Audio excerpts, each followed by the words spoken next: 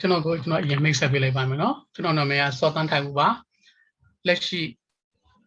Mount Elizabeth ဆေးရုံမှာကျွန်တော် assistant nurse clinician နဲ့လုပ်နေပါတယ် ICU မှာပါဆရာကြီးဦးခမောင်လွင်နဲ့ချိတ်ဆက်ရပြီးတော့မှ ECG အကြောင်း discussion လုပ်ဖို့ဆိုပြီးတော့မှကျွန်တော်တို့agreement ရပြီးတော့မှဒီနေ့ကျွန်တော်တို့ ECG အကြောင်းကိုဆွေးနွေးကြမယ်နော်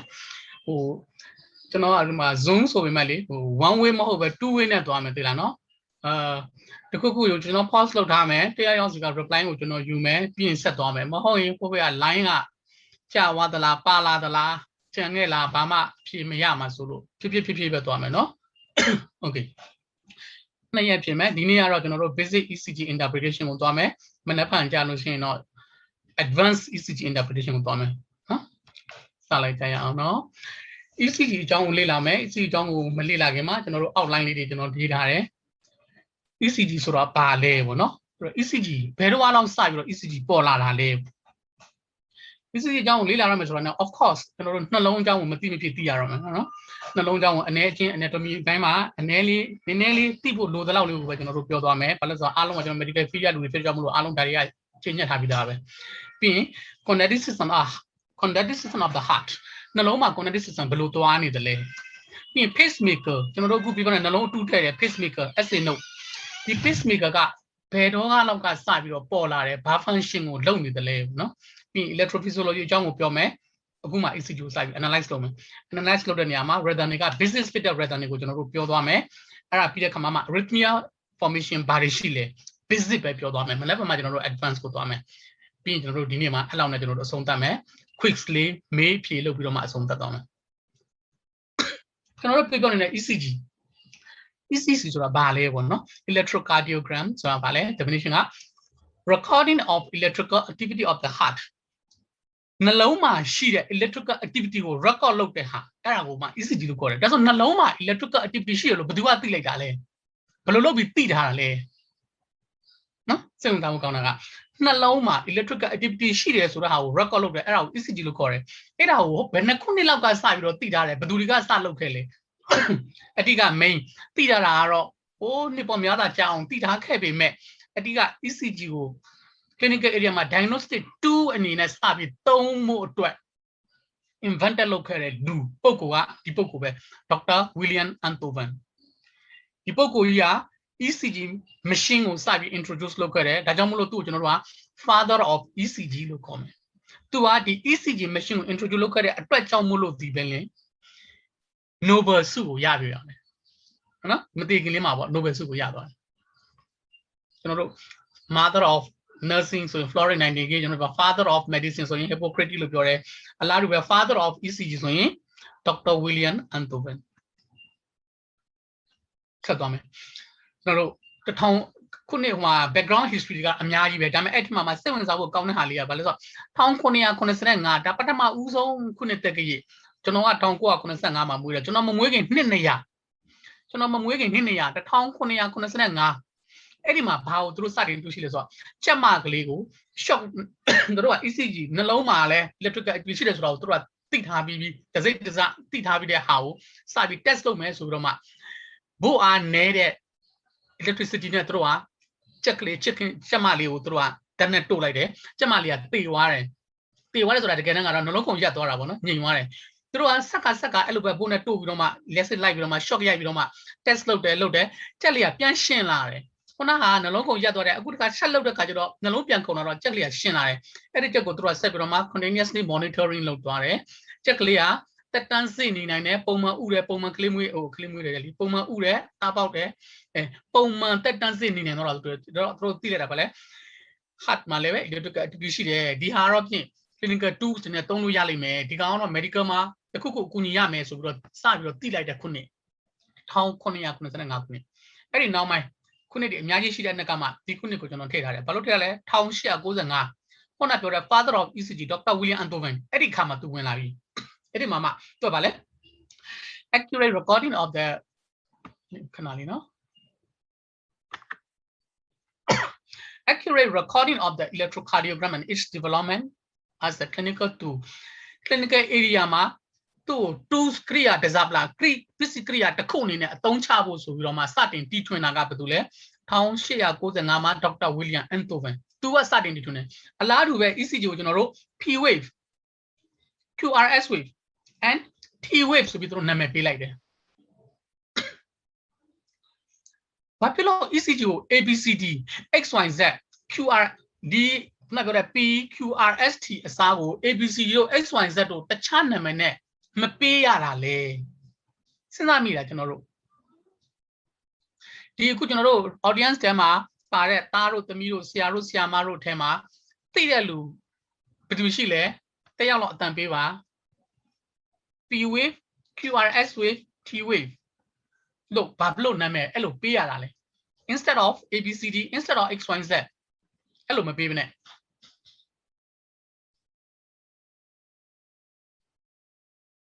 Jamalu Tiao Shila.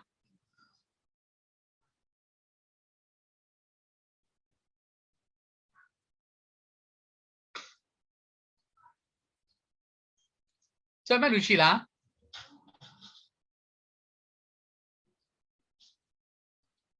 Okay, that's what you know. Web journal.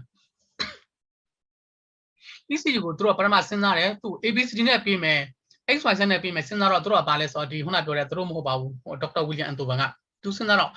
Hello, Piri, Pin Channel, my unime, geometry net, trico net, my unimino, pop yamima solo. Eddie Hario, ABCD, Matomu, XYZ, Matomu, so we don't throw a pair like it. Pay Vidoma, do a scenario, but to me a low or young or misinterpretation machine clear cut on so grama to bale ABCD na sa chalong sila naga ABCD ko alega sa me so ale ko phyat chat လိုက်တာ alega sa ro be ma yaw wa le ABCD ta ro tami ro sia ro siama ro count လုပ်ကြည့်ပါဦး alega sa လဲဆိုတော့ဘယ်ကစလဲ ABCD 26လုံးမှာ73လုံးယူကြည့်လိုက်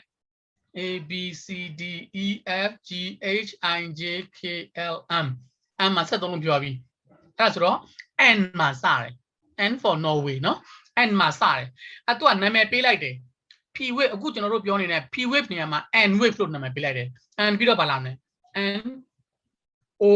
အလားတူပဲ OPQ wave R wave ဆိုပြီးအဲ့လိုနာမည်ပေးလိုက်တာအရင်ဦးဆုံးမျိုးနော်ဟို question လေးကိုဖတ်လိုက်မယ်တခု close the microphone okay good okay ဒါနဲ့ပဲ ABC oh sorry P wave QRS wave T wave အစားကိုသူတို့ကဘာလို့နာမည်ပေးလိုက်တာလဲ N wave OPQ wave R wave ဆိုနာမည်ပေးလိုက်တယ်ပေးပြီးတော့မှရေးတဲ့လူကရေးလိုက်တဲ့အခါမှာဖတ်တဲ့လူက N wave ပြီးနေရမှာ N နော် N wave ကိုဖတ်တဲ့လူကရေးတဲ့လူက N wave လို့ရေးလိုက်ပြီမဲ့ဖတ်တဲ့လူက N wave ကိုသူကဘယ်လိုအဓိပ္ပာယ် misinterpret လုပ်လဲဆိုတော့ N mean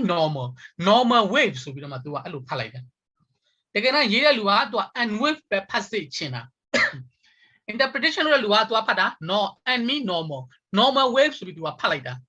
ဆိုတော့ဟာမဖြစ်ဘူးဒါဆိုရင်တော့အဲ့လိုအမှားအယွင်းမျိုးကိုမဖြစ်ရဘူးလုံးဝ clear cut ဖြစ်ရမယ်ဆိုတော့ဖြတ်တစ်လုံးရွှေ့နောက်ရှုပ်နောက်ဆုပ် and ကိုဖြတ်လိုက်တယ်နောက်တစ်လုံးဆုပ်လိုက်တယ်ဘယ်ကစလဲ O ဟုတ်ပြီဒီတစ်ခါမှာ O wave အလားတူပဲ P Q R wave S wave အဲ့လိုနာမည်ပေးလိုက်တယ်ပို့ဆိုးပါလေရောအခုမှ O wave လို့ရေးတာဖတ်တဲ့လူကဘယ်လိုဖတ်လဲ zero wave O mean zero mean no တခါ no wave နောက်တစ်ခုကဘာဖတ်လဲ no wave နောက်တစ်ခုကဘာဖတ်လဲ O wave နောက်တစ်ခုက zero wave အကုန်လုံးက misinterpretation ဖြစ်နေတယ် misunderstanding ဖြစ်နေတယ်ဒါနဲ့မဖြစ်ဘူးဖြတ်နောက်ဆုံးအန်လည်းဖြတ်ပြီးသွားပြီအခု O တစ်လုံးဖြတ်ပြန်ပြီနောက်တစ်လုံးနောက်ဆုပ်လိုက်တယ် O ပြီးတော့ဘာလာလဲ P ဟုတ်ပြီနာမည်ပေးလိုက်ပြန်ပြီ P wave QRS wave T wave ဖတ်တယ်လူကဘယ်လိုဖတ်လဲ P wave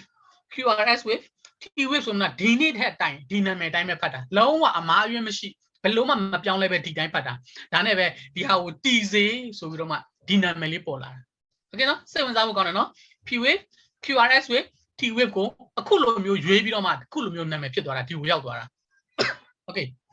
ချက်နောက်တစ်ခု1931မှာကြည့်ပါအောင်ကျွန်တော်တို့အခုပြောနေတဲ့ pacemaker sorry ဟုတ်တယ် pacemaker လို့ပြောနေတာနှလုံးအတူထည့်တာကျွန်တော်တို့မှာအခုမှနှလုံးအတူထည့်တာပေါ်တာမှနှစ်ဘယ်လောက်မှမချသေးဘူးဒါပေမဲ့တကယ်တမ်းနှလုံးအတူထည့်တဲ့ဆက်ကစပြီးတော့ပေါ်တာ1930ခုနှစ်တကနဲ့စပြီးတော့အဲ့ဒီနှလုံးအတူထည့်တဲ့ဆက် pacemaker လေးကို SA note စထည့်တဲ့ pacemaker လေးကစပေါ်နေပြီစ Sabi Tong Nibi, so how did I pure in the Kuniklia. A lot of another good party except provoke angina attacks or a babble. To know my toy or my baby, my baby. Lu tell can name account time on Peter swing, exercise low like Jare. Chuto Dware, Pula, warm up like the Edicas of Nikon Ware. Yimbatamako let in Nani, exercise like a count ware. Hobby. A cool hamio, angina, lo hamio jaro ballet, exercise lumia was Barbara. You can raise hand if you want to say something. Okay, good. Hobby. Exercise provoke angina attack. So, Barbara is wrong. Lutia got Yimbatama out there. You know, Yimbata out there, so I got Poma Api, who could let in Navi, name computer, a silo that call me. Angina lo hamio jaro. Exercise loin, Pobilo angina pectoris, angina or sodo acid, or Halio. Terapia, any kind of side through a sapi. Oh, you got the other got the Mioja, oh, the Mioja, the other. Nimigot and Mocopita could let in Narjim, but in Nares, exercise loyare, Kaumare. Tabimelo, angina lo hamioga, exercise lolo meawu, lo shamu mialili, myocardia demand mialili, oxygen demand, myocardia oxygen demand mialili, pain attack for yalili, so around this channel. Oh, we done cool. I'm going to hypothalamus study. Yeah, hypothalamus dog have helped to improve our understanding of the ECG clinical too. And I got you know about a diga tape as well. Through a queen as standard, a quay will try you get it. Oh, minoma, you get in that type, you know, omission kama, quay about a thing, homosexual mechanism, yabale, Pimpaga, either John Kanakwa, a poor toward, shaver in Jotari, Master Rigani Roma, shaver. Don't carve it on a boom will topiare, a pinnet hazard temperature adjust no piare. Hello, loader come a Jotariani Broma, let the acid tolerate. And let the acid got 2 m pure jamulo. Let the acidosis. Then you have acidosis go piotin adiga. Metabolic acidosis go to not piotin adiga. Acidosis to dore. Hello, acidosis to dore kama. ECG swallow de kama. ECG mahona jano pion in P wave, QRS with T wave. Q ne R ne go set any amaji like. Dow cholia, lower sharp angle, no? Dow chuja jame. A coolo, quail, all of you eon lobidoma. ECG sweaty de kama. Hey, angle, sharp angle, my people net. J-shape wave. J-pongana wavely polar. Our junctional J wave, Osborne wave, like call it. Babylon on normal easy interpretation my parliament to another tailor. Normal general delta wave like call it. Delta wave, J wave, Osborne wave, D wave go call it, will be Chinadiga. The child Yaji should be making on Odiga, Nenely Dali with it, no? Satwaya. Okay. ECG set. A good general ECG search one in ECG set. Mimula decide you. Tabaile. Ara ECG set. A good general Lepomatina ECG set clear. A young salad de Kama. Dr. William Antomido Saka Kima, ECG Saka, Palau Chile, a cantakana she. Eddie said you a cantakama tare, Luna. Luna swim at ECG swim at Luna, a cantakama she. Luna, so saline bone, Nema, Chirotapec was saying that. Now, Bona Kudama Lenapec was saying that, Jonah driving on ECG, Edelo Soya, ECG said ya, Edelau G. Sasaji ECG set. Eddie easy second, a good Kamachisa, evolution, no, you know, Palau to total lale,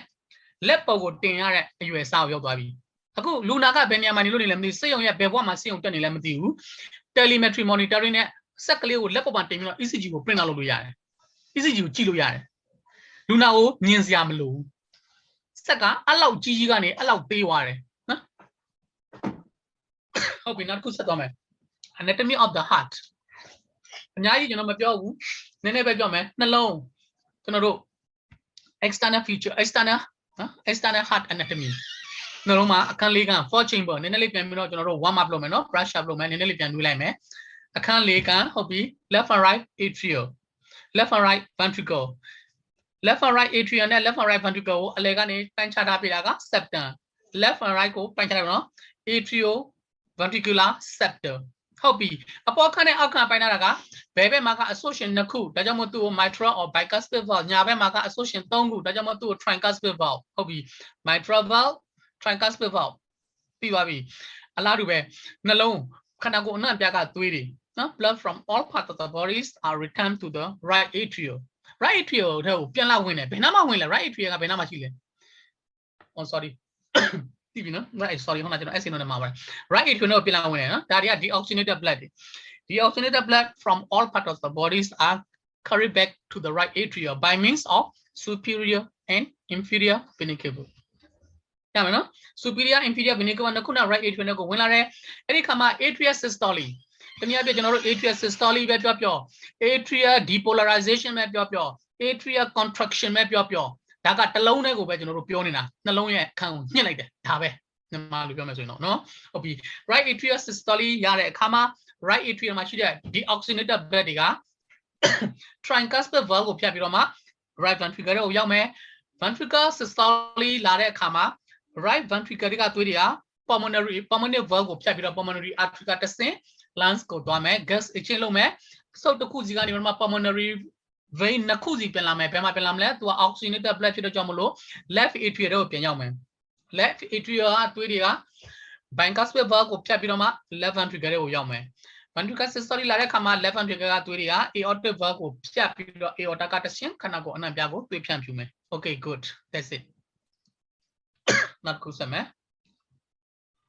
အင်းထားတော့ခုနပြောတဲ့မှာပါပြီးသွားပြီဘာမှတက်ဖြစ်စရာမလိုတော့ဘူး okay ကျမ်းမြင့်ဒီလောက်သိမယ်ဆိုကျွန်တော်တို့ ECG ကိုတွားလို့ရပြီ okay နောက်တစ်ခု ECG အကြောင်းကိုမပြောရင်ကျွန်တော်သိရမှာကပါလဲ conducting system of the heart နှလုံးမှာ conducting system နှလုံးကိုအခုလို sequential ကြညစ်နေတာဘယ်သူတွေကတာဝန်ယူလှုပ်ဆောင်ပေးကြတာလဲဘယ်သူရှိမလဲ SA node AV node bundle of His branch bundle Purkinje fibers ဟုတ်ပြီ SA node ပထမအဦးဆုံးအစသိလိုက်တာနှလုံးကိုညစ်ဖို့ဆိုတဲ့ဟာကိုသိလိုက်တာကဘာလို့လဲ SA node ကစသိတာ SA node ကဘယ်မှာရှိတာလဲ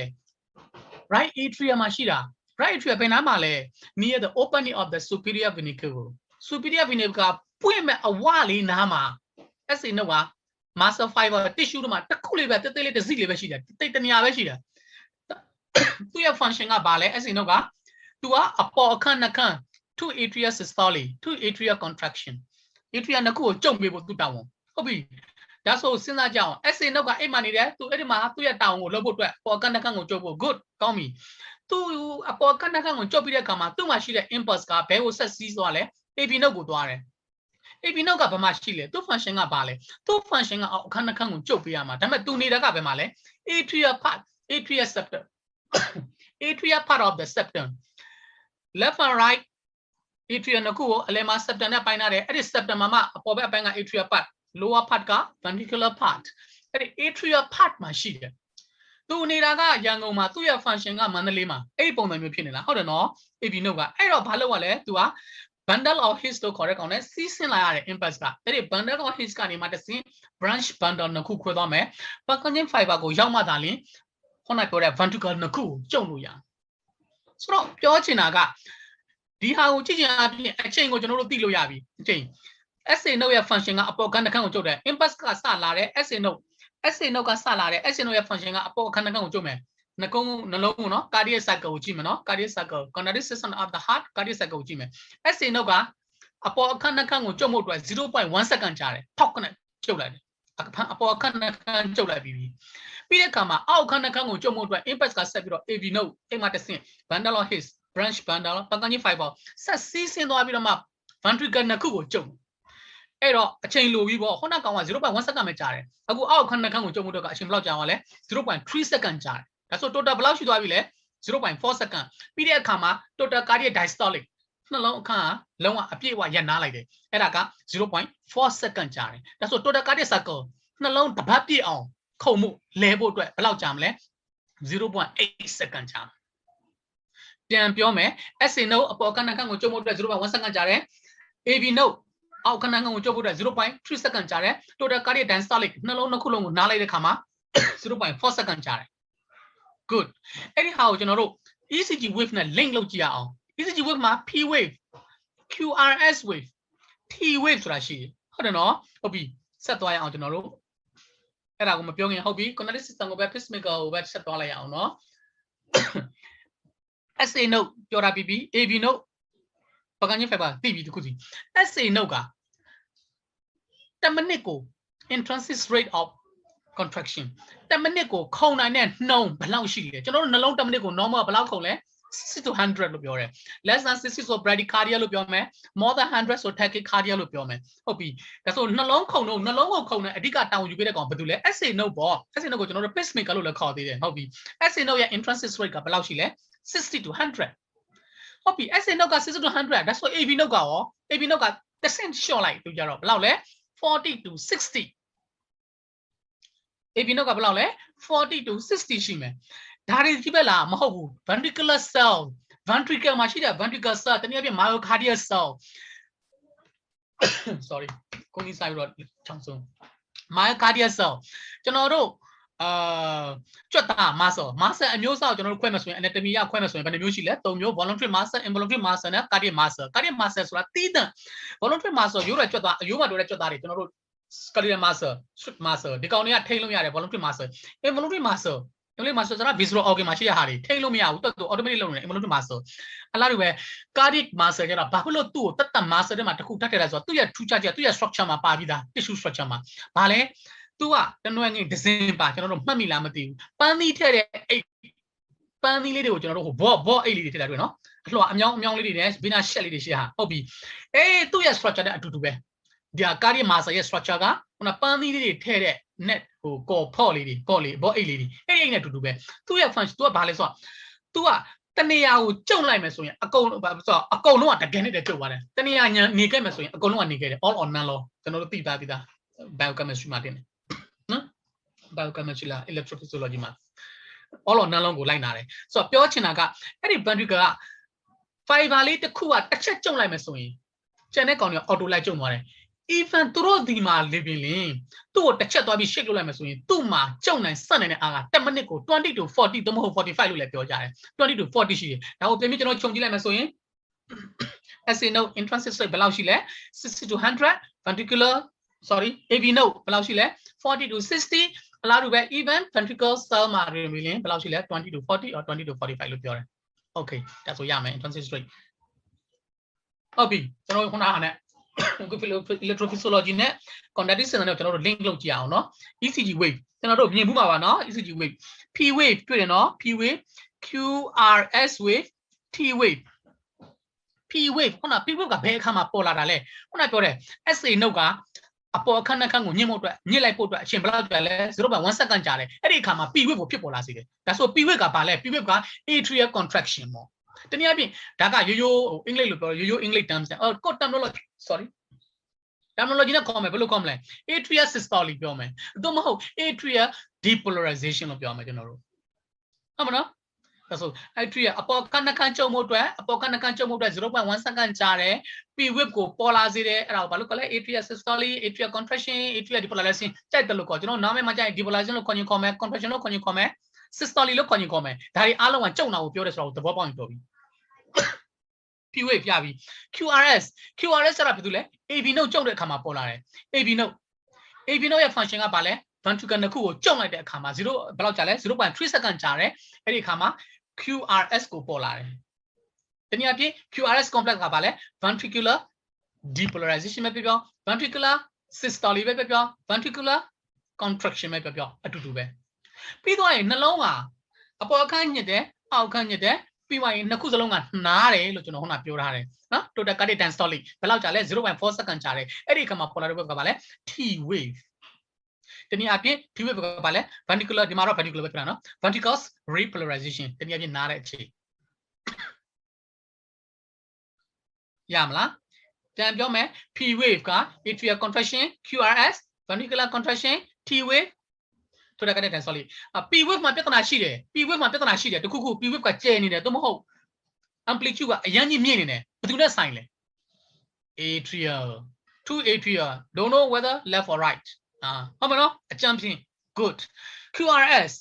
ကျဲနေတယ်ရှည်နေတယ်တခုခုပြဿနာဖြစ်တယ်သူ structure က morphology သူ structure morphology က normal မဟုတ်ဘူးဆိုရင်ဘယ်သူနဲ့ပြဿနာရှိနေပြီလဲဘယ်သူမှနှလုံးရဲ့ဘဲမှာထိနေပြီလဲဒီက ventricles အကြမ်းဖြင့်ကျွန်တော်ပြောလို့ရမယ်ဟုတ်မနော် T wave ကျတော့နှစ်ခုလုံးနဲ့ဆိုင်သွားပြီကြတော့ okay ဆက်သွားမယ်ဟုတ်ဆက်သွားခင်မှာ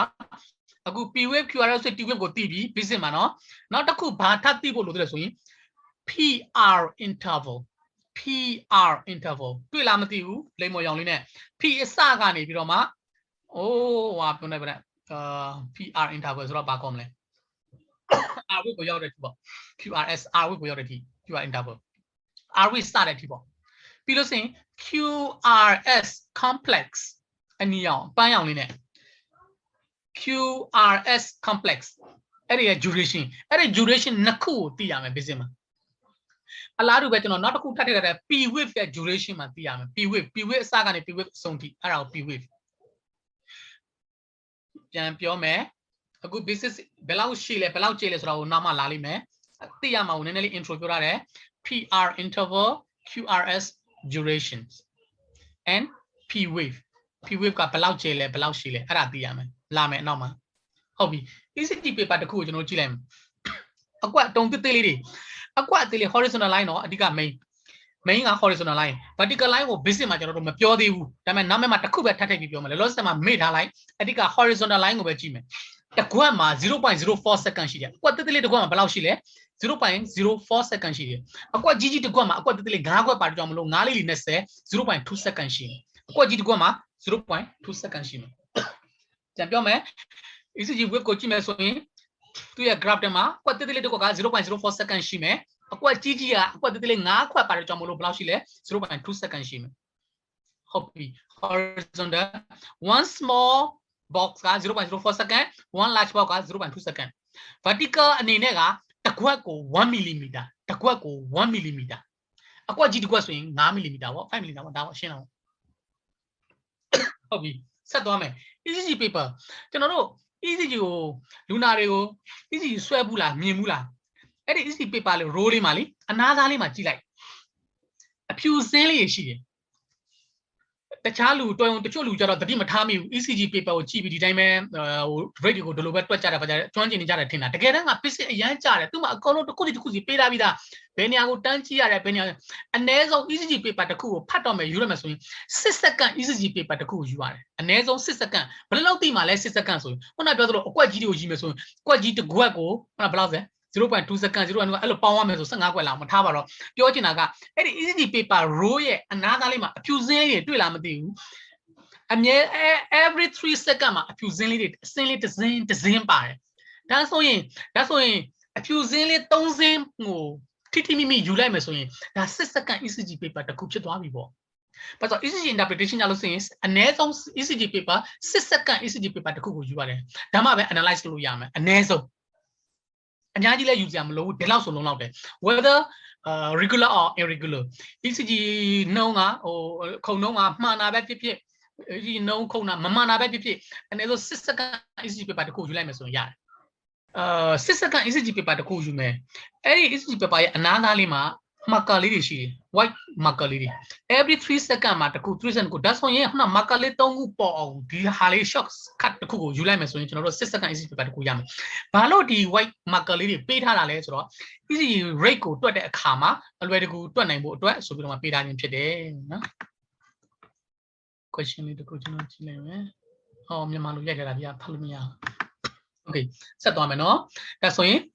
6 second ECG တစ်ခုရပြီယူလို့တက်ပြီသဘောပေါက်ပြီဟုတ်ပြီ ECG lead ကိုကျွန်တော်တို့ဘယ်နေရာမှာတက်လဲနော်12 leaf ECG ဟုတ်ပြီ limb leaf တည်တယ် limb leaf ကိုဘယ်နဲ့ညာခုကျွန်တော်တို့ပြောထားပြီးသားအရင်သိထားပြီးသားညာအနီတကယ်တော့ international အရာကြည့်မယ်ဆိုရင် ECG lead ကဆိုတတ်မှတ်ထားပြီးသား mid point traffic light အတိုင်းပဲအနီကနေစတယ်ညာဘက်ကစတယ်ဟုတ်နော် limb leaf ကိုအရင်တက်တာညာဘက် shoulder blade အပြင်ဘက် shoulder blade ရဲ့အပြင်ဘက်အချမ်းမှာညာဘက်မှာတစ်ခုဘဲဘက်မှာတစ်ခု limb leaf အလားတူပဲ umbilicus ချက်ရဲ့အောက်ဘက်ဘဲညာနှစ်ခု limb leaf ရပြီ ECG မှာသူ color code နဲ့ခွဲမယ်ဆိုရင်ကျွန်တော်တို့အမြင်မှတ်ထားတာကညာနီညာနဲ့တနည်းအားဖြင့်ညံနီညံနဲ့ ECG မှာညံနီညံနဲ့လုပ်လို့မရဘူးဆိုပြီးညံနီညံနဲ့ညာလက်ကလည်းအရင်စလိုက်တယ်ညာအနီအရင်ချိတ်လိုက်တယ်ညာဘက်ခြေထောက်ကိုအနက်ချိတ်လိုက်တယ်ပြီးရင်မီးပွိုင်အတိုင်းပဲအနီပြီးရင်ဘာလာလဲအဝါပြီးရင်အစိမ့်အဲ့ဒီအတိုင်းပဲသွားမယ်နော်ဘယ်ဘက်မှာဆိုဘယ်ဘက်အပေါ်ဘက်လက်မှာဆိုရင်အဝါပြီးရင်အောက်မှာခြေထောက်မှာအစိမ့်ဒါက limb leaf တွေထည့်ပြီးသွားပြီပြီးလို့ဆိုရင်တခြား chest leaf တွေကိုထည့်မယ် V1 နဲ့ V2 ဘယ်မှာထားမလဲ V1 ညာဘက်ကစမယ် foot intercostal space near the sternum ပြန်ပြောမယ် V1 ကိုဘယ်မှာထားမလဲ foot intercostal space near the sternum အလားတူပဲ V1 နဲ့ V2 က opposite ဖြစ်မယ် V2 ကြတော့ left side of the chest foot intercostal space near the sternum ဒါဆို V1 နဲ့ V2 နှစ်ခုရပြီ V3 ဘယ်မှာထားမလဲ V3 ကိုအရင်မထည့်ဘူး V4 ကိုအရင်ထည့်မယ် V4 ကိုဘယ်မှာထည့်လဲ foot intercostal space mid clavicle line a little below the nipple ရဲ့အောက်လေးမှာ mid clavicle line clavicle ရဲ့အလယ်တက်တဲ့ foot intercostal က V4 ကိုထားမယ်အဲ့ဒီ V4 ကိုထည့်ပြီးမှသာလေ V3 ကို V2 နဲ့ V4 ရဲ့အလယ်တက်တဲ့မှာထားမယ်ဒါက V3 okay ပြီးရင်ခုန V4 တိရပြီနော် V4 5 6က horizontal line မှာရှိမယ်အဲ့တော့ 5 ကိုကျွန်တော်တို့အရင်မထည့်ဘူးဘာကိုအရင်ထည့်လဲ 6 V6 ကိုအရင်ထည့်တယ် chest lead V6 ကိုဘယ်မှာထည့်လဲ fifth intercostal space mid axillary line အဲ့ဒီနေရာမှာ marking နေရာမှာအရင် V6 ကိုထားလိုက်တယ် V6 ကိုထားပြီးမှသာလင် V5 ကို V4 နဲ့ V6 ရဲ့အလယ်မှာထားတယ်ဒါဆို lead တွေအားလုံးကိုနေရာချပြီးသွားပြီပြန်ပြောမယ် limb တွေ left right ညာနဲ့ပြီးရင်အနီးအဝအစိမ့်ရပြီ V1 V2 opposite left and right foot intercostal space near the sternum V3 ကိုမထည့်သေးဘူး V4 in ထည့်မယ် foot intercostal space mid clavicle line ဒီမှာချမယ်ပြီးရင် V3 ကိုနေရာပေးမယ်2နဲ့4အလယ်မှာပြီးတဲ့အခါမှာ V6 က fifth intercostal space mid axillary line အဲ့ဒီမှာနေရာပေးမယ်ပြီးရင် V5 ကို V4 နဲ့ 6အကြားအလယ်မှာထားမယ် okay ဒီအထိရပြီ the break okay rhythm analysis ကိုသွားမယ်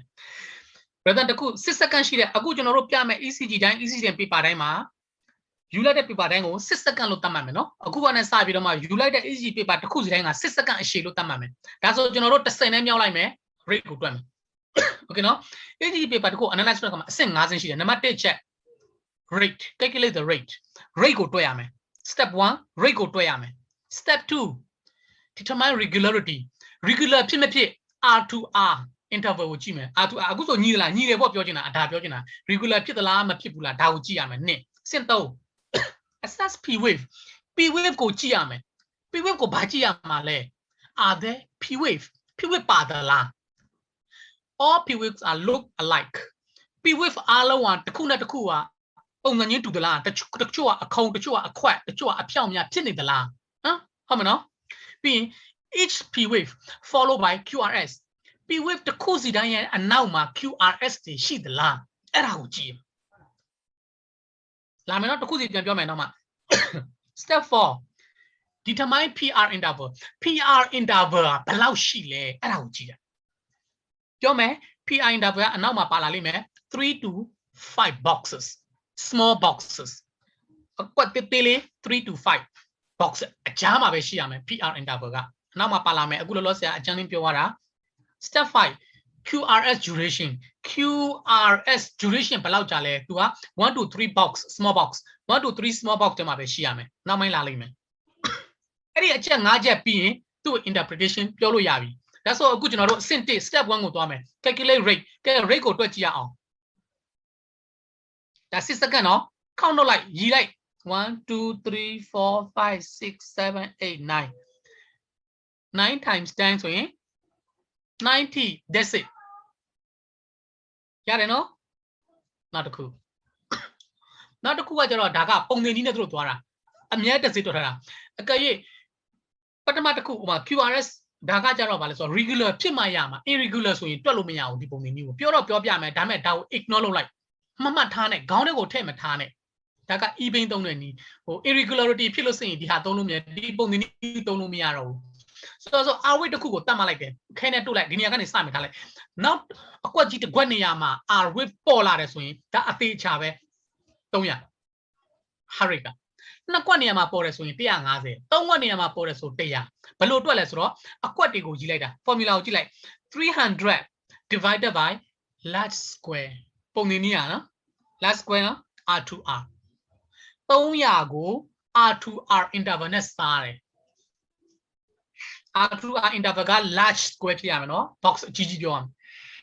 အဲ့ဒါကအကယ်၍ irregular ဖြစ်နေရင်ဒါနဲ့တွက်လို့မရတော့ဘူးကျွန်တော်တို့ ECG interpretation မှာအမြဲတမ်း normal ကြီးပဲမှမဟုတ်တာ abnormal ကိုကြည့်မှဖြစ်တော့ကြောင့်မလို့ဒီ formula လည်းရှိတယ်ဆိုတော့သိအောင်လေးပဲပြောထားတာဒါကို ignore လုပ်လိုက်လုံးဝမမှတ်ထားနဲ့ step 2 regularity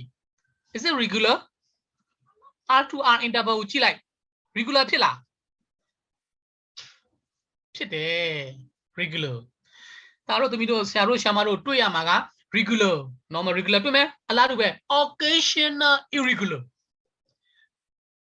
အကုန်လုံး regular ကြီးပဲဂျားမှာတခါဖောက်ပြီးတော့ irregular လေးပေါ်လာတယ်အဲ့ဒါကိုကျွန်တော်တို့ occasional irregular လို့ခေါ်မယ်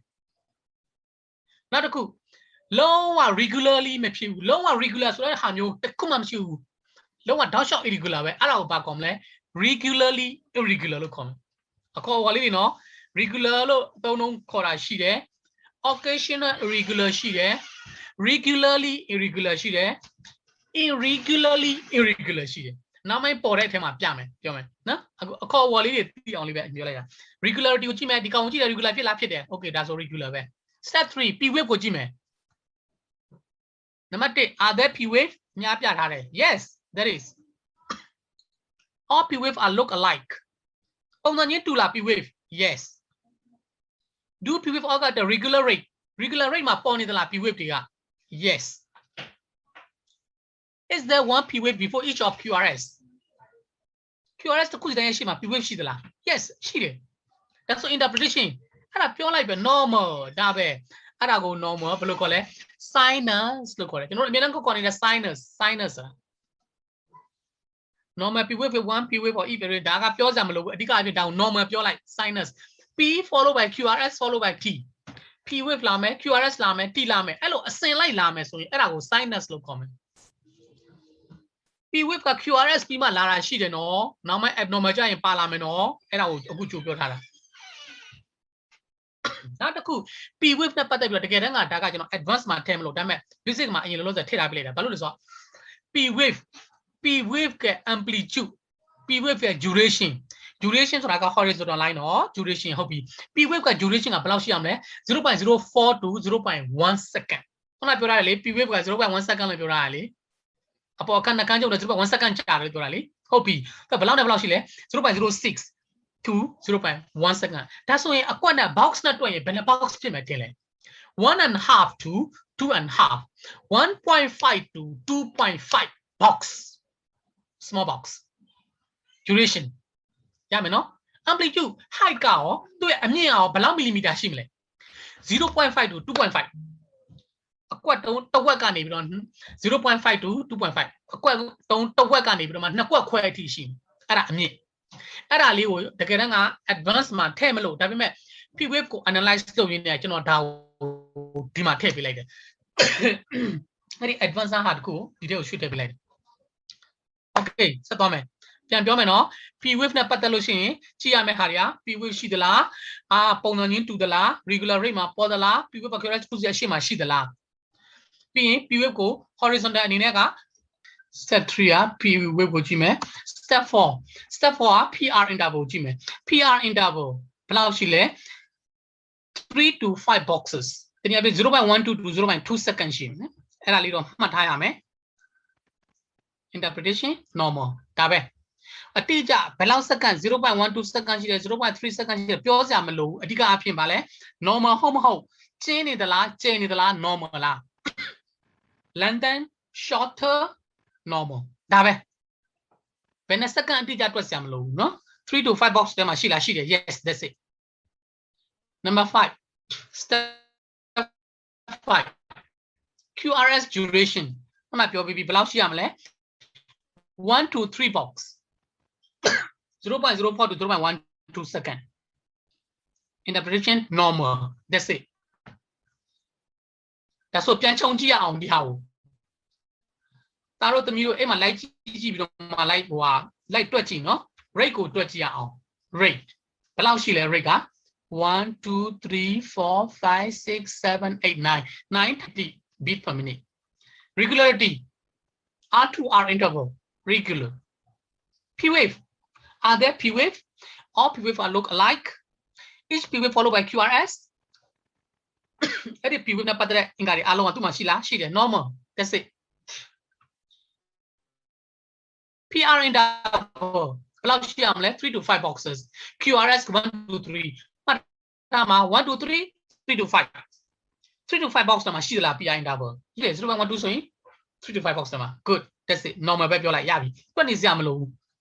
QRS duration 1 to 3ထဲမှာရှိသလားရှိတယ်1 to 3ထဲမှာကြည့်လိုက်1 to 3ထဲမှာဟုတ်တယ်နော်ဒါဆိုရင်အဲ့ဒါကို interpretation ဘာလို့ပြောမလဲ normal sinus rhythm NSR လို့ပြောမယ် ECG paper တစ်ခုစစ်စကန် ECG paper တစ်ခုကိုယူလိုက်မယ်အဆင့်5ဆင့်သွားမယ် rate regularity P wave PR interval QRS duration ကြည့်အောင် summary အနေနဲ့ normal sinus rhythm ရဲ့ parameter ကိုကြည့်အောင် rate ကဘယ်လောက်ရှိရမလဲ60 to 100အကြားမှာရှိမယ် regularity က regular ဖြစ်မယ် P wave က normal ဖြစ်မယ် PR interval ကလည်း normal တနည်းအားဖြင့်3 to 5 box အထက်မှာရှိမယ် QRS 1 to 3 box အထက်မှာရှိမယ်ဆိုရင်အဲ့ဒါကို normal sinus rhythm လို့ခေါ်မယ်အကယ်၍အဲ့ဒီ normal sinus rhythm ကနေသွေးဖိသွားပြီဆိုရင်အဲ့ဒါကို arrhythmia လို့ခေါ်မယ်ကြည့်အောင် arrhythmia formation ကျွန်တော်တို့ SA node AB node bundle his branch bundle Purkinje fiber connective system မှာပါတဲ့ဟာတွေ SA node နဲ့ပတ်သက်တာအခု arrhythmia formation မှာဒီ basic ထဲမှာကျွန်တော်ဗာထည့်တာလဲ SA node နဲ့ပတ်သက်တဲ့ဟာဆို sinus tachy sinus brady ဒါ sinus node နဲ့ပတ်သက်တဲ့ပြဿနာ atria cell အပေါ်အခန်းနှက်ခမ်းနဲ့ဆိုင်တဲ့ကောင်အပေါ်အခန်းနှက်ခမ်းနဲ့ဆိုင်တဲ့ကောင် ECG wave နဲ့ normal မှာကျွန်တော်ထည့်တာပါလဲ P permanent versus P mitral တစ်ချက် PVC sorry PAC premature atrial contraction atrial flutter atrial fibrillation ဟောင်းနေရောက်သွားနော်ဒါက atrial cell နဲ့ပတ်သက်တဲ့ဟာပြီးရင် AB junction တနည်းအားဖြင့် bundle his branch bundle Purkinje fiber ဒီဟာတွေနဲ့ပတ်သက်တဲ့ပြဿနာအဲ့ဒါဘာရှိမလဲဘယ်ပါလဲ proxima supraventricular tachycardia ပြီး AB junction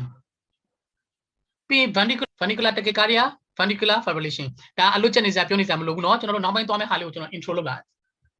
ကဲအခု rhythm အခုနဲ့စမယ်အစိမ့်ကြီးစပြီကဲကျွန်တော်တို့စပြီ rate ကိုတွက်မယ် rate ဘယ်လောက်ရှိလဲ rate 30 good through မရှိတော့เนาะ regularity regular ဖြစ်လား R to R interval regular ဖြစ်လား regular ဟုတ်ပြီ P wave ရှိလားပုံစံချင်းတူသလား QRS တစ်ခုစီကသူ့အနောက်မှာလိုက်သလားလိုက်တယ် normal PR interval ဘယ်လောက်ရှိရမလဲ3 to 5 box ထဲမှာရှိသလား PR interval 3 to 5 box yes ရှိတယ်ဒီနေ့အပြည့် yes or no ဒါပဲရှိတယ်3 to 5 box ထဲမှာ normal QRS duration 1 to 3 box ထဲမှာရှိလားကြည့်လိုက်ရှိတယ်အဲ့ဒါကိုဘာလို့ခေါ်မလဲပြဿနာတစ်ခုပဲရှိတယ်နော်အားလုံး normal ကြီးပဲ regular ကြီးပဲပြဿနာက rate မှာပဲ rate က60တဲ့အောက်ကိုရောက်နေတာအဲ့ဒါကိုဘာလို့ခေါ်မလဲ sinus bradycardia ရပြီ rhythm 2ကိုသွားမယ် rate 1 2 3 4 5 6 7 8 9 10 11 12 13 130 regularity regular ဖြစ်လာကြည့်ပါဦး yes regular P wave ရှိသလား yes all P wave က look alike ပုံစံနဲ့တူတယ်ခုံခုံလေးပဲ QRS တစ်ခုစီရှေ့မှာလည်းရှိတယ်တပုံစံနဲ့ပဲ normal PR interval ကြည့်ရအောင် PR interval 3 to 5 box အထဲမှာရှိသလား small box 3 to 5 box yes normal QRS duration 1 to 3 box ထဲမှာရှိသလားရှိတယ် normal ဒါဆိုဘာပြောမလဲပြဿနာတစ်ခုပဲเนาะ rate မှာပဲရှိတာเนาะ rate က100နဲ့အထက်ရောက်နေတယ်အဲ့ဒါကိုဘာလို့ခေါ်လဲဟုတ်တယ် sinus tachycardia ကဲနောက်တစ်ခုသွားမယ် rhythm 3 rate 1 2 3 4 5 6 7 8 9 10 11 11 130 regularity regular ဖြစ်လာကြည့်အောင်ဖြစ်တယ် R to R interval ကြည့်လိုက် P wave ရှိလားရှိတယ်မများတွေပြတာ P wave ရှိတယ်ဒါပေမဲ့ P wave ကဘာဖြစ်နေလဲလန်ကဘယ်လောက်ပြောတာလဲခုနက 0.1 second မမိတယ်နော်ပေါ်ခဏကညင်လိုက်တဲ့ခါမှာသူကချင်းရှေ့ကတော့ okay အဆင်ပြေတယ် amplitude သူကအရန် high p wave ကအရန် high ဖြစ်နေတယ်သတိထားမိတယ်နော် okay ဒါဆိုနောက်မှပြောမယ်ကြည့် more than 2.5 millimeter အများဆုံးရှိရမှာက 2.5 millimeter ပဲနှစ်ကွက်ခွဲထိပဲရှိရမှာအခုနှစ်ကွက်ခွဲတဲ့ကိုပို့နေတယ်ပြဿနာဟမ် PR interval 3 to 5 box ထဲမှာရှိသလားရှိတယ်3 to 5 box ထဲမှာပဲ normal QRS duration 1 to 3 box ထဲမှာရှိသလားရှိတယ် normal အဲ့ဒါကိုကျွန်တော်တို့ဘာလို့ခေါ်မလဲ P wave မှာပြဿနာပေါ်တယ်နော် P wave မှာပြဿနာနှစ်ခုပဲပေါ်နိုင်တာ P wave ကရှည်နေမယ်အပေါ်ကိုထောင်တက်နေမယ် high P wave သို့မဟုတ် P wave မှာ amplitude တအားကျယ်နေမယ် widen P wave ဖြစ်နေမယ်နှစ်ခုပဲဖြစ်နိုင်တယ်အခုက P wave ကရှည်တဲ့အတွက်ကြောင့်မလို့ P pulmonale လို့ခေါ်မယ် P pulmonale ဆိုတာဘာကြောင့်ဖြစ်တာလဲ right atrial enlargement ရမလား P wave မှာပြဿနာနှစ်ခုပဲပေါ်နိုင်တယ်နှစ်ခုပဲပေါ်နိုင်ဆိုတာကမဟုတ်ဘူးဒီခုနပြောတဲ့ lens နဲ့ပတ်သက်ရင်နော် widen ဖြစ်မယ်သို့မဟုတ် peak ဒီနည်းအားဖြင့် tall P wave ကအရန်ကြီးရှည်နေမယ်အရန်ရှည်တာကို P pulmonale လို့ခေါ်မယ် widen ဖြစ်တာကျတော့ shape ဖြစ်သွားတာကျယ်သွားတာဆိုတော့ P mitrale လို့ခေါ်မယ် mitral ဒီမှာကြည့်အောင် rate 1 2 3 4 5 6 7 8 80 regularity regular P wave widen ဟုတ်နော် more than 0.1 second shape မှာပေါ်နေသေးတယ် PR interval normal 3 to 5 box QRS duration 1 to 3 box yes အဲ့ဒါကိုဘာလို့ခေါ်လဲ P mitral လို့ခေါ်တယ် mitral valve ကိုစားပြုတာပြောချင်တာကအဲ့ဒါက mitral valve ကဘယ်ဘက်ကရှိတာလဲ left side ဒါကြောင့်မို့ left atrial enlargement P wave က atrial ကိုစားပြုတယ် mitral valve က left side ကိုစားပြုတဲ့အတွက်ကြောင့်မလို့ P mitral left atrial enlargement P အရင်ကြီးရှည်နေတယ်ဆိုရင် P pulmonale P pulmonale က P ကကျတော့ atrial ကိုစားပြုတယ် pulmonale ဆိုတာ pulmonale valve ကဘယ်မှာရှိတာလဲ right side မှာရှိတာဟုတ်တယ်နော် right atrial ကနေသွားတာဒါကြောင့်မလို့ right atrial enlargement အခုက left atrial enlargement ရမလား P pulmonale နဲ့ P mitral နောက်တစ်ခု rate 1 2 3 4 5 6 7 70ဟုတ်တယ်နော် regularity ကြည့်ကြရအောင် regular ဖြစ်လား regular ဖြစ်တယ်ဒါပေမဲ့ 1 2 number 2နဲ့ number 7မှာ regular မဖြစ်ဘူးအဲ့ဒါကိုကျွန်တော်တို့ဘာလို့ခေါ်လဲ occasional irregular ရတယ်နော်ဟုတ်ပြီ P wave normal ကြီးပဲခုနကပြောတာ number 2နဲ့ number 9မှာဘာဖြစ်နေလဲတကယ်တမ်းက first wave ကိုကြည့်လိုက် R wave second R wave ကိုကြည့်တဲ့အခါမှာ second R ကတကယ်တမ်းကနည်းနည်းလေးနောက်ကျပြီးမှလာမရဘူးစောပြီးတော့လာလိုက်တာဟုတ်တယ်နော်ဒါပေမဲ့လာလိုက်တဲ့ကောင်ကဘယ်နေရာမှာဖြစ်တာလဲ A နေ P wave နေရာမှာဖြစ်တာလား QRS အခုပြဿနာက P ပြဿနာလား QRS ပြဿနာလား P ပြဿနာ P ကစောပြီးတော့မှလာလိုက်တာသူလာရုံနဲ့မကဘူး QRS ကိုပါသူကဆွဲချလာတာ QRS ပါလိုက်ပါလာတာအဲကြောင့်ကျဲသွားတာအရှိမစိတ်သွားတာအဲ့ဒါကို premature လို့ခေါ်မယ်စောပြီးတော့မှကျွန်တော်တို့ပေါင်မပြည့်လာမစေ25ပတ်နဲ့ကလေးမွေးတယ်ကလေးမွေးတာဘယ်နှပတ်လဲပုံမှန်ဆိုရင်42 weeks 38 weeks မှကလေးမွေးရမှာ full terms delivery ဖြစ်ရမယ်အခုဟာ full terms မဟုတ်ဘဲနဲ့25ပတ်နဲ့25ပတ်နဲ့အပတ်30နဲ့ကလေးမွေးတယ်ဆိုရင် premature delivery လို့ခေါ်တယ်အလားတူပဲအခု premature ဘယ်ကောင်က premature လဲ P ကဘယ်သူနဲ့ဆိုင်တာလဲ atrial premature atrial ပေါ့ဒါပေါ့normal ဒါပေမဲ့2နဲ့ 7မှာ different control အဲ့လောက်လေးသိရင်တော်ပြီဘာညာရေးလို့ပြောနေစရာမလိုဘူးအခုပြဿနာက P မှာဖြစ်တဲ့ပြဿနာ P ကစောပြီးတော့လာလိုက်တာ premature ဖြစ်နေတာ atrial ကဒီလောက်လေးသိရင်တော်ပြီဆက်ကြည့်အောင် PR interval 3 to 5 box မှာရှိသလား yes 3 to 5 box မှာရှိတယ်အဲ့ဒီ2နဲ့9ကလွဲရင်ဟုတ်တယ်နော်2နဲ့9မှာက တိုင်းတာမရှိဘူးမောင်မနဲ့မောင်မြဘယ်လောက်กว่าဝေးလဲမောင်ဘမရှိဘဲနဲ့မောင်ဘနဲ့မောင်မြဆိုပြီးတိုင်းတာလို့မရအောင် QRS duration no problem 1 to 3 box ထဲမှာပဲရှိတယ် normal အဲ့ဒါကိုကျွန်တော်တို့ interpretation လုပ်မယ်ပြောမယ်ဘာလို့ပြောမလဲ PAC လို့ပြောမယ် premature atrial contraction လို့ပြောမယ်ရမယ်ဆက်သွားမယ် rhythm 6 နံပါတ်6မြောက်ကြည့်အောင် rate 1 2 3 4 5 6 7 8ဘယ်လောက်1 2 3 4 5 6 7 7အပေါ်မှာနော် wave ခုံနေတာထောင်နေတာဟာလေးတွေက R wave က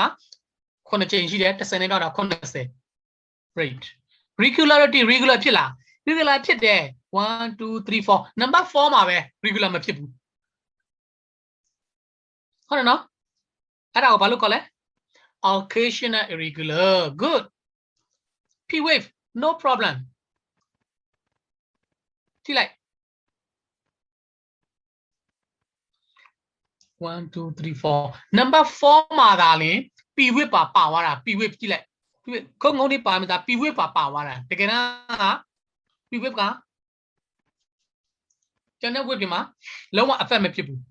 ဟုတ်နော် number 4မှာ QRS နဲ့ပေါင်းသွားတာရောဆက်သွားပြီ PR interval 3 to 5 box တမှာရှိသလား yes normal QRS duration normal but 1 2 3 4 number 4မှာကြည့်လိုက် widen ဖြစ်နေတာပြီးတော့လဲစောပြီးတော့လာလိုက်တာပြီးတော့လဲ normal မဟုတ်တဲ့ QRS wave ကြီးသူ့ကိုဘာပြောချင်တာလဲအဓိကအဖြစ် premature QRS QRS ကအနောက်မှာလာရမှာစောပြီးတော့လာလိုက်တယ်သူစောရုံနဲ့မကဘူး A over ထိသွားတယ်အဓိကပြက်စီးတာက QRS ကပြက်စီးသွားတာ premature QRS delivery premature QRS ကဘယ်လိုဆိုင်လားဘာဖြစ်ကနဲ့ဆိုင်တာဒါဆိုရင် premature ventricular contraction ပေါ့ QRS က normal 4က widen ဘာခေါ်မလဲ PVC premature ventricular contraction လို့ခေါ်မယ်ဟုတ်ပြီအဲ့ဒီ premature ဆက်ကြည့်အောင် premature ventricular contraction မှာအဲ့ဒီခုနကပြောတဲ့ဒီ PVC လေးတွေကအပေါ်မှာလည်းဖြစ်တတ်တယ်အောက်မှာလည်းဖြစ်တတ်တယ်အပေါ်ဝအောက်ကဘက်စုံပုံစံမျိုးစုံဖြစ်နေရင်သူ့ကို uniform multiform လို့ခေါ်တယ်ပုံစံအမျိုးမျိုးနဲ့ဖြစ်တယ်အဲ့လိုမှမဟုတ်ဘူးနဲ့အောက်ဘက်ဆိုအောက်ဘက်ကြီးပဲဖြစ်တယ်အပေါ်ဘက်ဆိုအပေါ်ဘက်ကြီးပဲဖြစ်တယ်အဲ့ဒါကိုဘာလို့ခေါ်လဲ uniform PVC လို့ခေါ်မယ်ခုနိုင်ကိုလို့စရပါနဲ့ခုနိုင်ရစနော်ခုနိုင်ရှင်းနိုင်ခုနိုင်ရှင်းကွယ်ရှင်းကွယ်ကိုကွယ်ဆက်ကွယ်တနိုင်ရှိပါ යි နော်ဟုတ်ပြီပြီးတယ်ချိန် okay ပြန်ပြောမယ် PVC နဲ့ပတ်သက်လို့ဆိုရင် uniform နဲ့ multiform uniform ဆိုတာကဟိုကပြောတဲ့ isoelectric line ဒီဘင်းကြီး line ရဲ့အပေါ်ဘက်ဆိုလဲအပေါ်ဘက်ကြီးပဲတမို့အောက်ဆိုအောက်ကြီးပဲရှိနေတယ်ဆိုရင် uniform လို့ခေါ်မယ်အပေါ်အောက်ကရောထွေးနေရင် multiform လို့ခေါ်မယ်နံပါတ်1ချက်နံပါတ်2ချက်ဥမာ normal လာလိုက် PVC လာလိုက် normal တစ်ခု PVC တစ်ခု normal တစ်ခု PVC တစ်ခု every number 2မှာလာတယ်ဆိုရင်သူ့ကို bigeminy လို့ခေါ်မယ် bigem normal abnormal normal abnormal normal abnormal အဲ့ဒါကိုဘာခေါ်လဲ bigeminy နံပါတ်2ခုတိုင်းမှာလာတာ3ခုတိုင်းမှာလာတယ်1 2က normal 3က abnormal 4 5က normal 6က abnormal 3ခုမြောက်တိုင်းမှာလာတာကို trigeminy လို့ခေါ်မယ်ညမယ်နော် bigeminy PVC trigeminy PVC ဒါတွေမကသေးဘူးနှစ်ခုဇုံတူလာတယ် normal ပြီးရင် abnormal အပေါ်တော်၎င်းအောက်တော်၎င်းဇုံတူလာတယ်နှစ်ခုတွဲပြီးလာတယ်အဲ့ဒါကိုဘာခေါ်လဲ duplex သို့မဟုတ် couplet လို့ခေါ်မယ် duplex PVC 3ခုတွဲလာမယ်ဆိုရင် triplet PVC 4ခုတွဲလာရင် quadruplet PVC ရမယ်နော်အခေါ်ဝေါ်လေးပြီးသွားပြီ PVC နဲ့ပတ်သက်လို့နောက်တော့ rhythm တစ်ခုသွားမယ် rhythm 7 rate ကိုကြည့်ရအောင်1 2 3 4 5 6 7 8 9 10 10ဆိုတော့100 regularity regular ဖြစ်လာကြည့်စမ်း irregularly irregular လုံးဝ regular တစ်ခုမှမရှိဘူးရမယ်နော် irregularly irregular P wave ကိုကြည့်အောင် ရှိတဲ့နေရာရှိတယ်မရှိတဲ့နေရာမရှိဘူးအခေါင်းဖြစ်တဲ့နေရာလည်းဖြစ်တယ်အခွက်ဖြစ်တဲ့နေရာလည်းဖြစ်တယ်အဲ့ဒါဆိုရင် P wave ကိုမရှိဘူးလို့သတ်မှတ်မယ်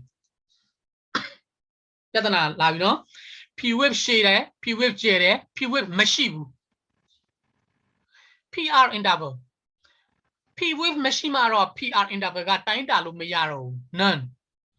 QRS duration 1 to 3 box အထက်မှာရှိသလားရှိတယ် yes အဲ့ဒါကိုဘာလို့ခေါ်လဲဒီမှာပြဿနာဘယ်နှခုတွေ့လဲအဓိက main က irregularly irregular လုံးဝ regular မဖြစ်ဘူး P wave မရှိဘူးဆိုရင်အဲ့ဒါကိုဘာလို့ခေါ်လဲ AF atrial fibrillation လို့ခေါ်မယ်ပြန်ပြောမယ် AF လို့ပြောခွင့်ရအတွက်နံပါတ်1 regularity မှာ irregularly irregular ဖြစ်နေမယ် P wave မရှိဘူးဆိုရင် AF မှာ2မျိုးရှိတယ် atrial flutter နဲ့ atrial fibrillation အခုက atrial fibrillation လို့ခေါ်မယ်နောက်တစ်ခုသွားမယ် rate 1 2 3 4 5 6 7မတစ်ချက်ပြန်ပြောမယ်เนาะဒီမှာ AF atrial fibrillation မှာ rate ပေါ်မူတည်ပြီးတော့မှအခု60နဲ့100အကြားဆိုရင်တော့ရိုးရိုး AF ပဲခေါ်တယ် AF ဆိုရင်လုံလောက်တယ်အကယ်၍60အောက်မှာလည်းရှိတတ်တယ်60အောက်မှာရှိတဲ့ AF ကို slow AF လို့ခေါ်တယ်100အထက်မှာရှိတဲ့ AF ကို fast AF လို့ခေါ်မယ်ပြန်ပြောမယ် slow AF AF fast AF good နောက်တစ်ခုသွားမယ် rate ကဘယ်လောက်လဲ70ဟုတ်ပြီ regularity regular ဖြစ်လာကြည့်ပါဦးဖြစ်တယ် regular P wave ရှိလားရှိတယ်ရှိလို့မကလို့ပိုနေတာခုနက P wave မရှိဘူးအခုက P wave တွေများနေတာဘယ်နဲ့ P wave တောင်ဖြစ်နေလဲကြည့် P wave QRS wave T wave P P တွေနှလုံးသုံးလုံးဖြစ်နေပြီ P သုံးလုံးတောင်ဖြစ်နေပြီအဲ့ဒါကခုနက P wave မရှိတာက AF atrial fibrillation အခုဟာက P wave တွေများနေတာဒါပေမဲ့အဲ့ဒါကိုကျွန်တော်တို့ P wave လို့မတတ်မှဘူးဘယ်လိုတတ်မှလဲ flutter wave sawtooth wave လွှသွားပုံစံ wave sawtooth wave လို့ခေါ်တယ် flutter wave လို့ခေါ်တယ်များနေနော်ခုန P wave မရှိတာအခုက P wave များနေတာ PR interval တိုင်းလို့မရဘူးဘယ် P ကို P လို့တတ်မှတ်မလဲမသိတာ none မရှိဘူး P တွေကအလောက်အများကြီးဘယ် P ကို P လို့တတ်မှတ်မယ်မသိတော့ဘူး QRS duration no problem 1 to 3 box normal interpretation အဲ့ဒါကို atrial flutter လို့ခေါ်မယ်ခုနက atrial fibrillation AF အခုက A flutter ခုန A fib အခုက A flutter ရမယ်နော်နောက်တစ်ခုဆက်မယ်ဒါပါပြောရလဲဟောဒါကတကယ်တမ်းကတော့ P wave များနေတာတော့မဟုတ်ပါဘူးတဲ့ P wave မဟုတ်ဘူး instead of P wave သူက flutter wave တွေဖြစ်ပါတယ်ပြောတာကဲနောက်တစ်ခု resonance 9နောက်တစ်ခုသွားမယ် rate 1 2 3 4 5 6 7 8 9 10 11 1 2 3 4ကြည့်အောင်74 to 148အချားမှာရှိနိုင်လိမ့်မယ်တဲ့သူကခန့်မှန်းတာအဲ့လိုမပြောချင်ဘူး1 2 3 4 5 6 7 8 9 10 11 11လို့ပြောလိုက်ရတာပဲ11ဆို130ဟုတ်တယ်နော် rate regularity regular ဖြစ်လားအဲ့ဒါကိုကျွန်တော်တို့ဘာခေါ်လဲ regular to regular လို့ခေါ်တယ်ဒီဘက်တစ်ချမ်းကလည်း regular ပဲဟိုဘက်တစ်ချမ်းကလည်း regular ပဲ regular to regular ရမယ်နော်P wave ကိုကြည့်မယ်ပထမအချမ်း regular ဖြစ်တဲ့နေရာမှာ P wave ရှိတယ် PQRST ဟုတ်နော် P wave QRS wave T wave ဟိုမှာကြည့်လိုက်နောက်ပိုင်းတစ်ချမ်းမှာ P wave ပျောက်သွားပြီ P wave မပါလာတော့ဘူးဟုတ်တယ်နော် normal to none ရှိနေရကနေရုတ်တရက်မရှိတော့ဘူးရမယ်နော် PR interval ပထမပိုင်းမှာက normal ဒုတိယပိုင်းမှာကမရှိတော့ဘူး normal to none QRS duration နှစ်ဖက်စလုံး okay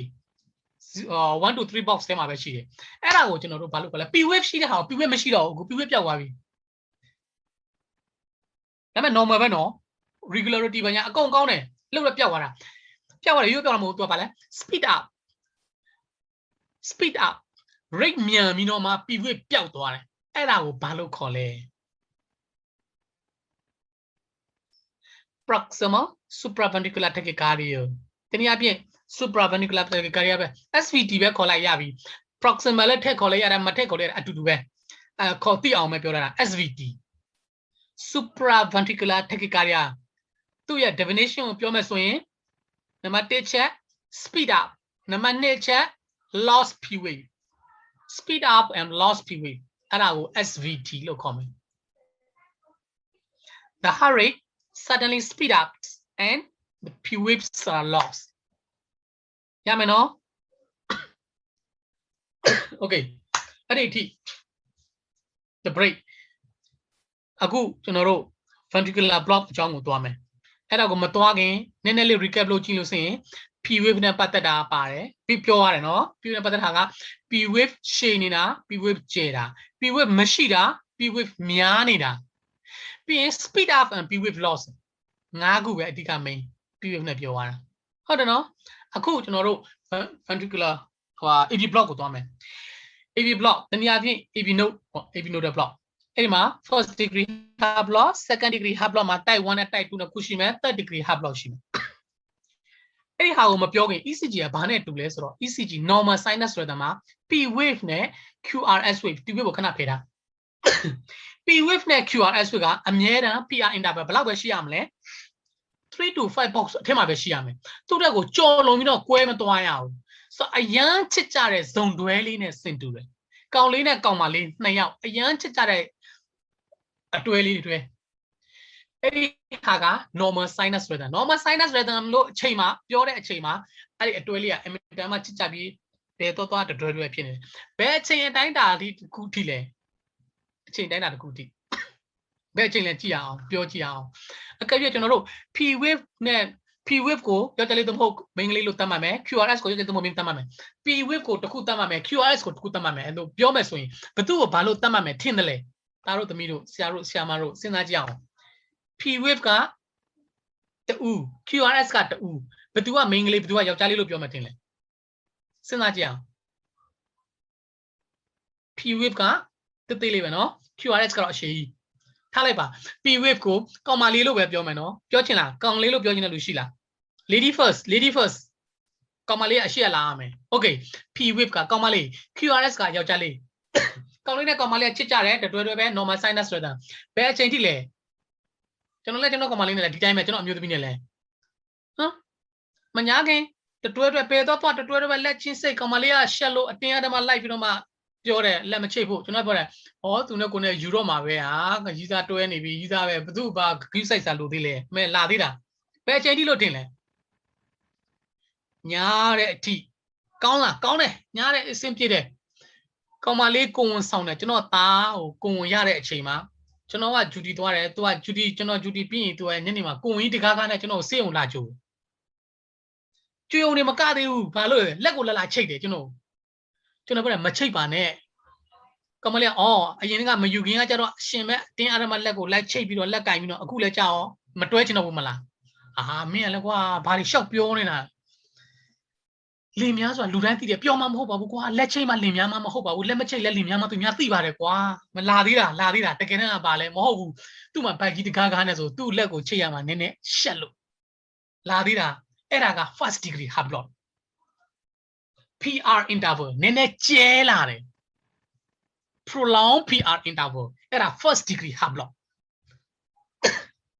ရမယ်နော်အဲ့ဒီ first degree heart block ကဘယ်အချိန်ထိလို့ထင်လဲတာတူမွေးသွားပြီစကားပထမနော်တူညားတဲ့အထိ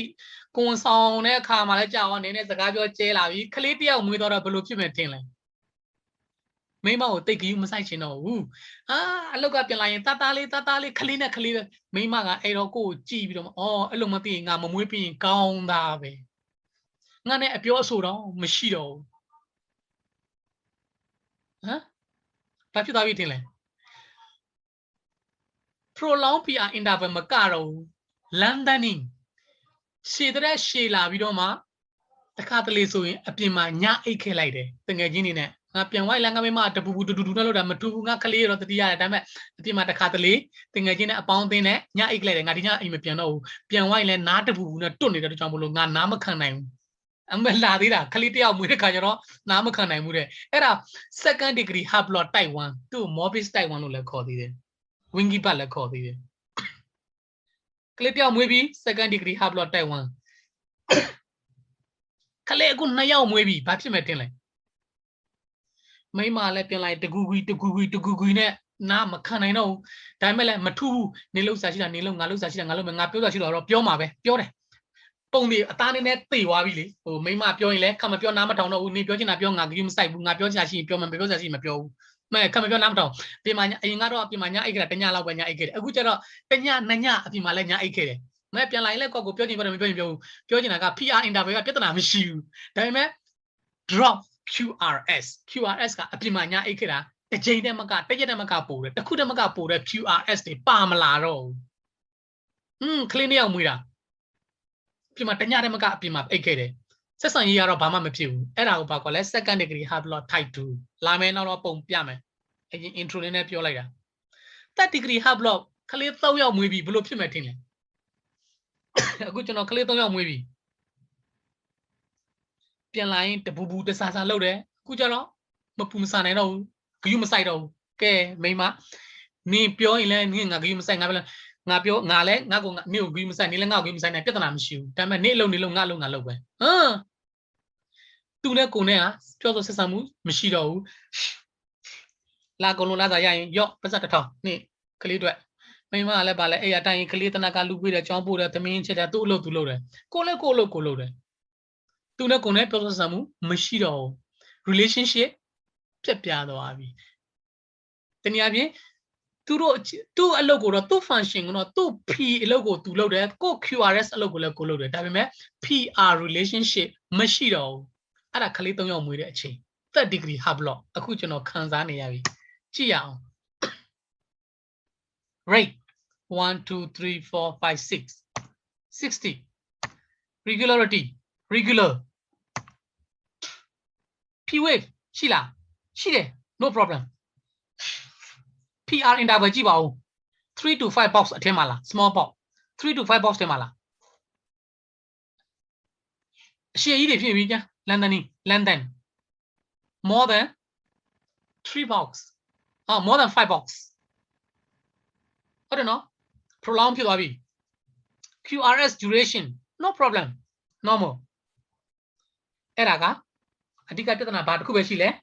Prolonged PR interval. Kung sound a chain. First degree hablo. Kung sound a lua first degree hablo shilo Mahono, Numunavia to Jagono, Malay, Kung sound in first degree hablo where Clipia, second degree hablo of people, Colombia. Mahono. Pure Sessan you, Pura. Not a cook. Dara Taliban hobby, not cook. Rate 1, 2, 3, 4, 5. 50. Regularity. Regularly, irregular. A mere manly, regularly, a mamma call it Chachabashi. Occasional Mahono, regularly irregular. P wave. Sheila, she, no problem. Normal. PR interval. Tila. Sasanya, Patama Uzoma, Kayabe, Dutia with Anyama, Nene Jela, Tatia with Po Chewabi, Zeroda with Jeo Nimaka, Pimania Ikele, Piamlaro. QRS Pamlaro. Pimakilo Wabi, Clipium Wabi. London and QRS drop. Era Bacole. Second degree Taiwan. Winky Babula called it, Mobis Taiwan will call it. Camino? Nara Temichonara. Hobby. Not a good yao. Rate 1, 2, 3, 4, 5, 6. 60. Regularity. Pong Mame. Loma Pitanam Shivu. P wave. Pitanam Shivu. PR in Davachibon. 3 to 5 box to Mashila. She there, Pong the bear. Oh, Taja Wabi. Clitia Mwebi, Taja Wabi, Gunaya Mwebi. Clinia Mwebi, Taja Tati Wabi. Johnny Pio, Pimania agent, Yama agent, Penyare Bunya, Pitanam Shivu. PR interval. Normal and none. 3 to 5 box to Mashila. I don't know. none ဆိုတာကလုံးဝပြုတ်သွားတဲ့ဟာမှာ PQRS ပြန်မလာတဲ့ခါမှာ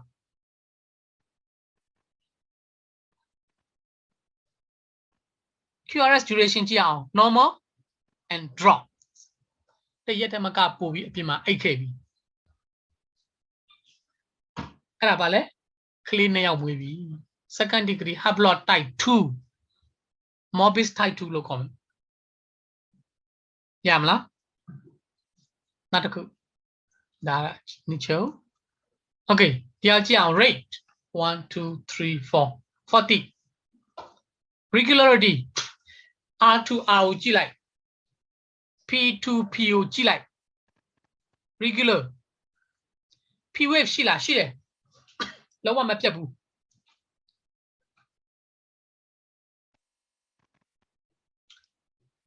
normal PR interval PR interval ဘယ်လိုတိုင်းမလဲတိုင်းလို့မရတော့ဘူးအနောက်မှာလည်းလာတယ်အရှေ့မှာလည်းလာတယ်ဘေးတိုက်လည်းလာတယ်အလယ်လည်းလာတယ်သူ့အလုပ်သူလုပ်ကိုအလုပ်ကိုလုပ်ပဲမိန်းကလေးကမိန်းမသူ့တာဝန်သူလုပ်ယောက်ျားကသူပတ်စံရှာရမယ်သူ့တာဝန်သူလုပ်သူတို့နှစ်ယောက်ပြောဆိုဆက်ဆံမှုမရှိတော့ဘူး no relationships between P wave and QRS wave QRS widen နော်သူလည်းပဲဟိုအပြတ်ဖြစ်သွားပြီလေပြောစစမရှိတော့ဘူးသူလည်းအပြတ်ဖြစ်သွားပြီရော့ရွယ်သွားပြီအဲ့ဒါကိုဘာလို့ခေါ်မလဲ third degree Hublot သူ function ကိုသူလုပ်တယ် P wave are completely blocked by the AV junction QRS complex originate independently from below the junction ဒါတော့အဓိကအဖြစ်မှတ်ရမှာက P wave နဲ့ QRS က relationship မရှိတော့တာ okay နောက်တစ်ခု VF ဒီဟာကိုကြည့် rate ကိုတွက်လို့ရသေးလားတွက်လို့မရတော့ဘူးသူ့မှာ P wave မရှိတော့ဘူးအကောင်လုံးက vernacular wave တစ်ခုပဲရှိတယ်နံပါတ်1ချက် rate ကိုလည်းတွက်လို့မရတော့ဘူး rate ကတေးကြတာတော့100နဲ့အထက်မှာရှိမယ် rate regularity ကလည်း irregular P wave ကမရှိဘူး PR interval တွက်လို့မရဘူး QRS တစ်ခုပဲရှိတယ် QRS ကလည်းပဲ irregular ဖြစ်နေတယ်အဲ့ဒါကိုဘာလို့ခေါ်လဲ VF ventricular fibrillation လို့ခေါ်တယ်ဒါက life threatening ဖြစ်တယ် defib လောက်ရမယ် shock ရရမယ်ဟုတ်တယ်နော်ဒါလေးကိုပြထားတာနောက်တစ်ခုဒီမှာလည်းပဲ rate တွက်လို့ရတယ် rate ကတော့သိကြတာ100နဲ့အထက်မှာရှိမယ် rate regularity regular V wave တွေကတော့အကုန်လုံး regular ဖြစ်လိမ့်မယ်ဟုတ်တယ်နော်ညီညာလေးပဲကြည့်လိုက် regularity ညီညာလေးပဲ R တွေကတော့ P wave မရှိဘူး PR interval မလိုအပ်ဘူးပြောဖို့ QRS က widen ပဇာ widen အရင်ကြီးကျယ်နေမယ် ventricular wave တစ်ခုပဲရှိမယ်အရင်ကြီးလည်းကျယ်နေမယ်သူ့ကိုဘာလို့ခေါ်လဲ ventricular tachycardia လို့ခေါ်မယ် VT ဒါကိုတွေ့တာနဲ့ကျွန်တော်တို့ medical person အနေနဲ့ဘာလုပ်ရမလဲအရင်ဆုံး pulse ကိုစမ်းရမယ်ကြွေ pulse မရှိဘူးဆိုရင် pulseless VT လို့ခေါ်မယ် pulseless VT က life threatening ဖြစ်တယ် defib ရရမယ်အခုလိုမျိုး VT ပဲ hemodynamically ကလည်း stable ဖြစ်တယ်ဆိုရင်တော့ပြဿနာမရှိဘူးကြွေ hemodynamically က unstable ဖြစ်တယ် pulse လည်းရှိတယ်ဆိုရင်ဘာလုပ်လို့ရလဲ cardioversion လုပ်လို့ရတယ်နော်ဒါကတော့ straight line ဒါတော့လူတိုင်းသိတယ် ECG မှာ straight line ဖြစ်သွားပြီဆိုရင်တော့သေသွားပြီပေါ့နော် systole ရသွားပြီသို့မဟုတ် cardiac stand still လို့လည်းခေါ်တယ်ခေါ်ပါအသိအနေနဲ့သိရအောင် stand still လို့ခေါ်မယ်